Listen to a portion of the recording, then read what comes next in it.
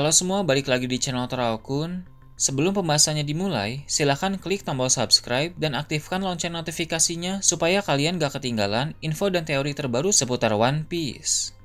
Buat kalian yang mau informasi tambahan soal SBS atau databook, kalian bisa follow Instagram Toraokun. Di sana admin akan memposting soal SBS, databook, dan berbagai teori singkat. Sekarang lanjut ke pembahasan. Melanjutkan cerita dalam chapter yang lalu, channel Toraokun kali ini akan membahas kelanjutan dari chapter sebelumnya. Cerita dimulai dengan memperlihatkan Mary Joyce di mana ada dua orang ksatria suci yang sedang berjalan sambil membahas misi rekan-rekan mereka di Pulau Elba. Salah satu di antara ksatria suci itu bilang keberpihakan prajurit raksasa Elbaf dalam perang pada masa depan nanti akan memiliki peran yang sangat penting, sehingga Gunko, Somers, dan Gillingham tidak boleh sampai gagal. Ksatria suci yang satu lagi pun menanggapi dengan berkata dia cukup yakin tiga orang itu bisa membawa hasil yang maksimal, sebab sejauh ini mereka bertiga cukup menonjol dan memiliki reputasi penyelesaian misi yang sangat bagus. Kemudian mereka membahas tentang pergerakan lain dari ksatria suci. Seperti yang sudah admin Toraokun bahas, Shamrock telah kembali dari Elbaf dan pergi bersama dengan Garling untuk melindungi kapal suplai terbaru sekaligus menghadapi pasukan revolusi. Nasib Tenryubito sangat bergantung pada kapal suplai tersebut, sehingga pemerintah dunia langsung mengutus dua orang kuat sekaligus seperti Garling dan Shamrock dalam misi ini. Sudah ada laporan juga bahwa Dragon ikut serta dalam pasukan revolusi di sana, sehingga bentrokan Dragon dan komandan revolusi melawan Garling dan Shamrock sudah tidak bisa dihindari lagi. Dragon paham bahwa menghancurkan kapal suplai terbaru ini sangat penting demi tujuan pasukan revolusi, jadi dia sendiri pun harus ikut turun tangan juga. Dua ksatria suci di Mary Joyce yang sedang membicarakan hal ini pun bilang pertempuran tersebut pasti akan sangat luar biasa. Setelah admin Toraokun memperhatikan tempat dua ksatria suci itu sedang berada saat ini dengan lebih jelas, ternyata di belakang mereka berdua ada beberapa orang yang sedang terantai. Orang-orang itu merupakan para budak Tenryubito yang tengah dibawa ke suatu tempat oleh dua ksatria suci tersebut. Tak lama berselang, mereka tiba di tempat tujuan. Itu adalah lokasi rahasia di Mary Joyce yang dulu pernah didatangi oleh Im Sama dalam chapter 906. Namun dari yang admin Toraokun lihat, dua ksatria suci bersama para budak ini tidak masuk melalui pintu yang sama seperti yang pernah dimasuki oleh Im Sama. Mereka masuk di pintu yang berbeda karena memang ada beberapa pintu di sana.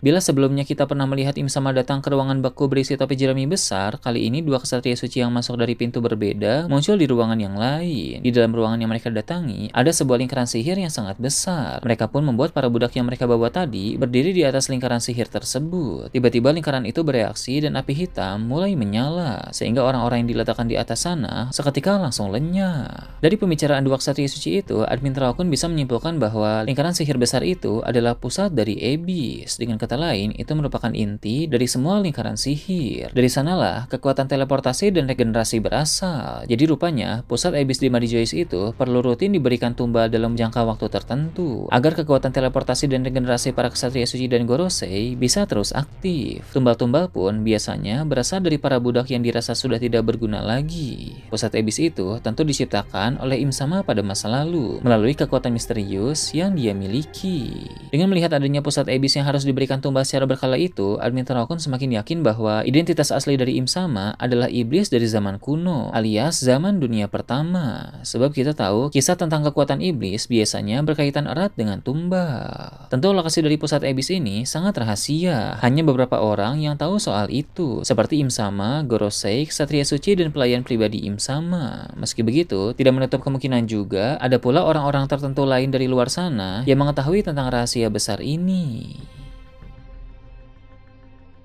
Beralih ke tempat lain, diperlihatkan Pulau Elbaf. Kekacauan besar masih terus berlangsung di tempat tersebut. Seperti yang admin Toraokun bahas sebelumnya, sebagian kru bajak laut topi jerami yang diikat oleh Gunko telah berhasil lepas berkat Robin. Dan Skopper Gaban juga saat ini sudah muncul di tempat itu. Jadi Gaban bersama dengan Robin, Chopper, Nami, Usopp, Brook, dan Jinbei bertarung menghadapi Gunko dan Somers. Dalam pertarungan yang panas itu, Gaban melancarkan beberapa serangan yang berhasil memberikan luka kepada Gunko. Luka-luka tersebut tidak bisa pulih secara instan, karena tentu Gaban tahu kelemahan dari kekuatan regenerasi. Usopp dan yang lain pun terkejut saat melihat Gaban bisa melukai ksatria suci, sehingga mereka bertanya bagaimana caranya. Gaban bilang, dari apa yang dia ketahui dulu, kekuatan regenerasi para elit pemerintah dunia tidak berasal dari diri mereka sendiri, melainkan berasal dari sesuatu yang lebih besar. Jadi saat mereka melakukan regenerasi, sebenarnya mereka sudah mengakses kekuatan dari sesuatu yang lebih besar itu. Maka cara untuk melawannya adalah dengan melancarkan serangan yang membuat para ksatria suci tidak bisa mengakses kekuatan tersebut. Usopp bilang dia tidak mengerti kata kata-kata pria tua itu, sehingga dia meminta penjelasan lebih sederhana dan langsung to the point saja bagaimana caranya. Admin Terowakun bisa memaklumi kebingungan dari Usopp ini, karena memang kata-kata skoper Gaban itu terbilang sangat rumit. Untungnya, Gaban di sini mulai menjelaskan dengan lebih sederhana. Gaban berkata, caranya adalah dengan memakai suatu teknik khusus dari kemampuan haki. Dengan teknik itu, maka kekuatan regenerasi tidak akan bisa dipakai. Topik soal teknik khusus dari haki ini memang sangat menarik, karena sepanjang cerita berjalan, Admin Terowakun sudah sering melihat berbagai teknik khusus dari pengembangan haki. Dari pengembangan Bushoshoku Haki, ada yang disebut dengan Ryo yang diperkenalkan di Wano Kuni kemarin, di mana penggunanya bisa melancarkan serangan yang membuat target mengalami dampak kerusakan dari dalam. Kemudian Kenbushaku Haki pun memiliki beberapa teknik khusus. Ada kemampuan untuk melihat sekilas masa depan, dan ada pula kemampuan untuk mengirim suara melalui telepati. Teknik ini pernah dilakukan oleh Shanks terhadap Ryokugyu, di mana suara Shanks yang berada di lautan bawah Wano Kuni bisa didengar oleh Admiral Ryokugyu yang berada di dekat ibu kota bunga.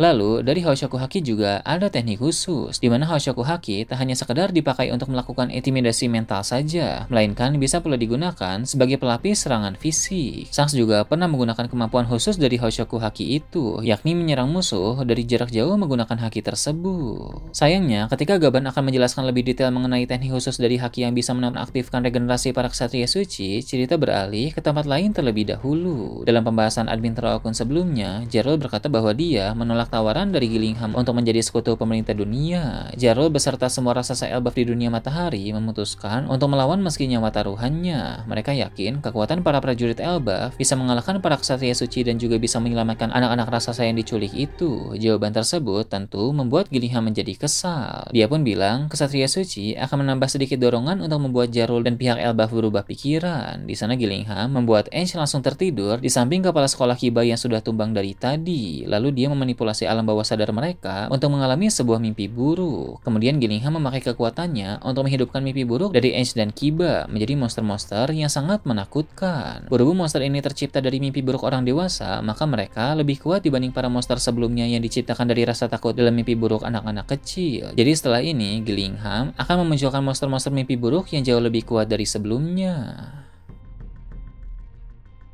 Di sisi lain, Franky, Ripley, Bonnie, dan bajak laut Gen Warrior telah selesai mengatasi para monster dari mimpi buruk anak-anak yang ada di sekitar mereka tadi. Namun mereka harus bergegas pergi ke arah sekolah Walrus, karena dari kejauhan mereka melihat adanya monster-monster baru yang bermunculan. Jadi masalah mereka soal monster-monster itu masih belum selesai. Begitu tiba di depan sekolah, mereka bertemu dengan beberapa monster yang tampak lebih mengerikan. Nah, sesuai dengan yang Admin Terowakun bahas tadi, itu adalah monster mimpi buruk baru yang diciptakan oleh Gillingham dari ketakutan Ainge dan Kiba si kepala sekolah. Jadi para monster itu lebih kuat dibanding monster-monster sebelumnya. Namun berkat usaha keras dan kerjasama tim dari semua orang, para monster baru itu pun bisa berhasil dikalahkan. Kerjasama dari Franky, Ripley, Bonnie, dan bajak laut Gen Warrior mampu mengalahkan monster-monster yang lebih kuat itu dengan cukup cepat. Mereka pun masuk ke dalam sekolah dan bertemu dengan Gillingham.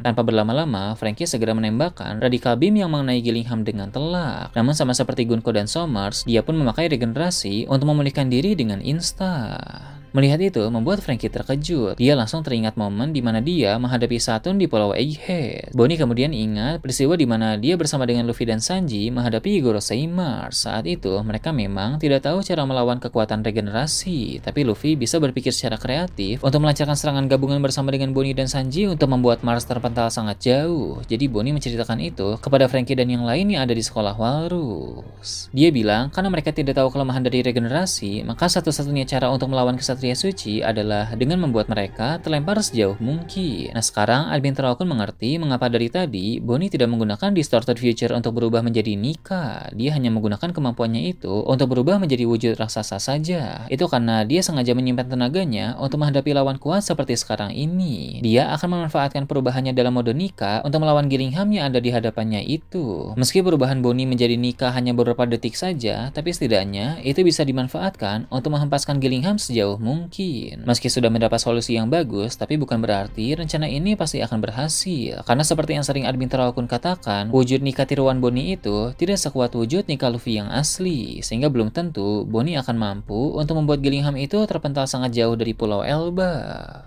Kembali ke tempat Gunko dan Somers, pertarungan di sana masih terus berlanjut. Mereka berdua kerepotan karena Gaban tahu cara menangani kekuatan regenerasi. Bahkan berkat penjelasan singkat dan contoh yang Gaban berikan, admin Terakun melihat rupanya Jinbei juga bisa melakukan hal yang sama walau belum terlalu sempurna. Dia dapat melancarkan serangan dengan teknik khusus dari Haki untuk melukai para ksatria suci itu. Jadi rupanya teknik khusus yang Gaban maksud dari tadi berasal dari pengembangan kemampuan Bushoshoku Haki. Ini jauh lebih kuat dari teknik Ryo yang Luffy pelajari di Wano Kuni kemarin. Sebenarnya dengan Hoshoku Haki juga ada pula teknik tersendiri yang bisa melawan kekuatan regenerasi. Namun yang diajarkan oleh Gaban kepada Jinbei saat ini adalah pengembangan Bushoshoku Haki, sebab lebih simpel untuk dilakukan. Terlebih lagi, Jinbei juga tidak memiliki Hoshoku Haki, jadi Gaban tidak bisa mengajarinya teknik pengembangan dari Hoshoku Haki.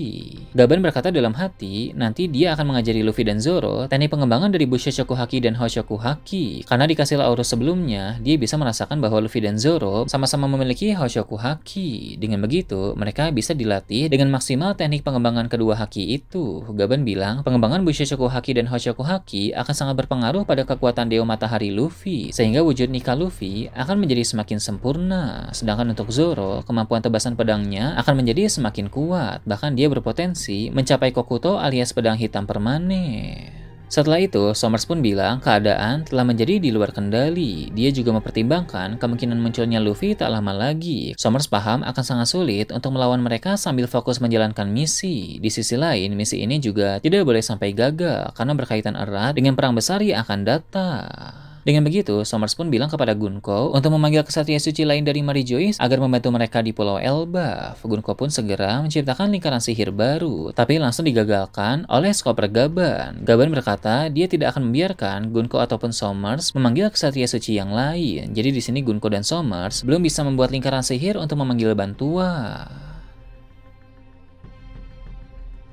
Nah itu tadi berbagai hal menarik pada chapter 1148. Gimana menurut kalian? Silahkan tulis di kolom komentar di bawah. Oke, segitu aja untuk pembahasan kali ini. Jangan lupa like, share, dan subscribe untuk video menarik selanjutnya. Gue Torakun, Shambles.